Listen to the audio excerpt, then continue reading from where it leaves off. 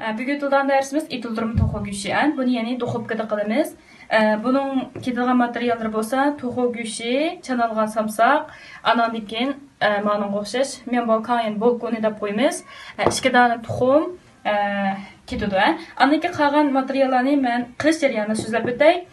Onun keyin bolsa, bas bolsa, ma'nunga o'xshash bunda yaltiroq qog'ozliklar so'z texi yaxshi. Bunda bo'lganda to'xupkimizning isini asrab qolib bo'ldi.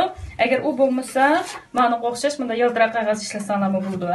Shu yaltiroq qog'ozni dastga yeyib olib, ustiga salsaq bo'ldi.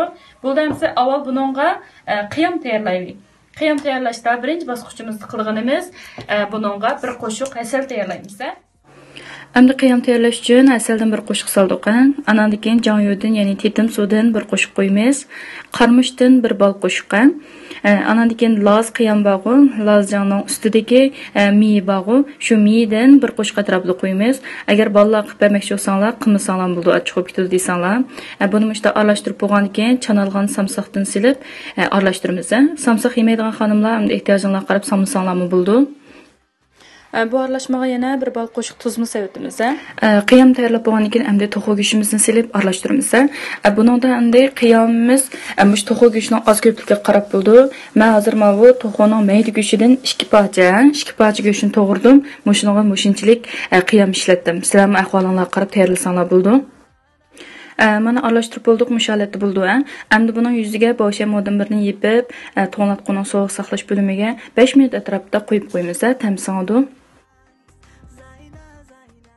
Amlik bosqichimizda 2 tal tuxumni chiqib, taxsi chinimizga silib, mana chilib tayyorlab olamiz. Bolkonimizni yenimiz akilib, andan keyin to'xu go'shtimizni avval tuxumga bir milab, andan keyin bolkoniga bir milab, undan keyin lisimizga tizimiz. Leski tizgan chaqda cho'qim yana bir to'xu go'sht bilan bir to'xu go'shtning arliq azroq saqlansin, chaplashib qolmasin. Bo'lmasa duxupga kirganda pishiramiz, miyi chiqqandan keyin bir-birsiga chaplashib ajratib olmay qoldi.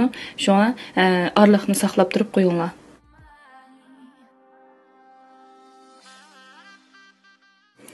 Endi mana mushalatda tizib oldik. Tizib bo'lgandan keyin tayyorlab olgan kunjutimizni ustiga sepamiz.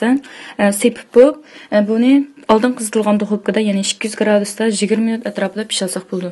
Endi o'zingizning duxupkanglarda go'shtni qancha gradus pishirsizlar, shu ahvolingizga qarab pishirsanlar bo'ldi. Mana xonimlar, to'xu go'shtimiz pishib chiqdi, mushalatda bo'ldi. Endi buni taqsiy tizib, ustiga yumg'oq sutini azroq to'g'rab sepib yetib, qarmushlardan sepib yesak, iste'mol qilsak, texmi ta'mi yaxshi bo'ldi. Ma tetitqu maxsus kavoblarga tanishib qo'ygan tetitqu. Agar topolsanglar mushdan sepib yeysanglar, ma u achchiqroq chiqadi. Avu aslida ma u achchiqroqdan yaxshi ko'rishinglar bo'yicha iste'mol qilsanglar bo'ldi. Darsimiz tamom.